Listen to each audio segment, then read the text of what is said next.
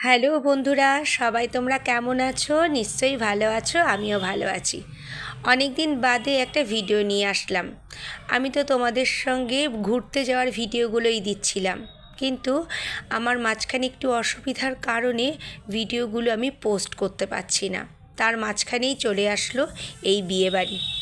মানে আমার এত বছরের জীবনে দেখা সবথেকে বেস্ট বিয়েবাড়ি তোমাদেরকে শেয়ার করব বলে ঝটপট করে নিয়ে চলে আসলাম। দুদিন আগেই ছিল বৌভাত, কিন্তু এডিট করতে টাইম লেগে গেল। এই কারণেই এডিট করতে হয়েছে, কারণ এখানে প্রচণ্ড গান চলছিল। আর যারা তোমরা ভিডিও পোস্ট করো ফেসবুকে বা ইউটিউবে, তোমরা তো খুব ভালো করেই জানো যে যে কোনো ভিডিও, কোনো মিউজিক এফবি বা ইউটিউব কিন্তু নেয় না, সেগুলোকে কপিরাইট ফেলে দেয়। যাই হোক, এটা ছিল বরকনের এন্ট্রি পার্ট। এত সুন্দর এন্ট্রিটা ছিল, চোখ ধাঁধানো। এখানটায় সবাই নাচতে নাচতে এগিয়ে যাচ্ছিল আর বরকনে এন্ট্রি করছিল। আমি অনেকটা পিছনে ছিলাম, যার জন্য ভিডিও করতে আমার খুব অসুবিধা হচ্ছিল।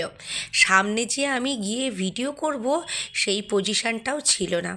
এবার বরকনেকে বলা হলো স্টেজের ওপরে যেতে, তাই দুজনে মিলে চলল স্টেজে, কারণ স্টেজের ওপর যে নাচ গান হবে।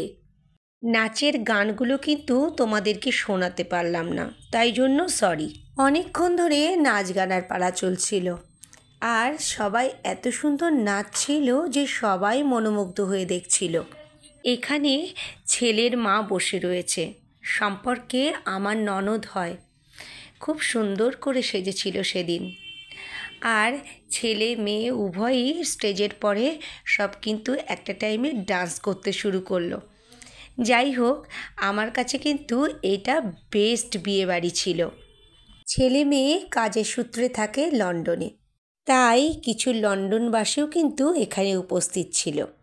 তোমরা অবশ্যই কমেন্ট করে কিন্তু জানিও এমন বিয়েবাড়ি কটা দেখেছো। অনেকক্ষণ ধরে নাচ গান দেখে দেখে এবার কিন্তু প্রচণ্ড খিদে পেয়ে গিয়েছে, তাই চলে আসলাম স্টার্টারের কাছে। স্টার্টারের কাছে আমরা আসলাম না গো, ওরা আমাদের কাছে আসছে। বয়গুলো সব ঘুরে ঘুরে বেড়াচ্ছে আর একজন সার্ভ করে দিচ্ছে। ওদিকে অবশ্য সব স্টার্টারই রাখা ছিল, কিন্তু এরা ঘুরে ঘুরে পরিবেশন করছে। এটা কিন্তু খুব মজার ছিল। আমি কিন্তু কোনো বিয়েবাড়িতে এমন দেখিনি।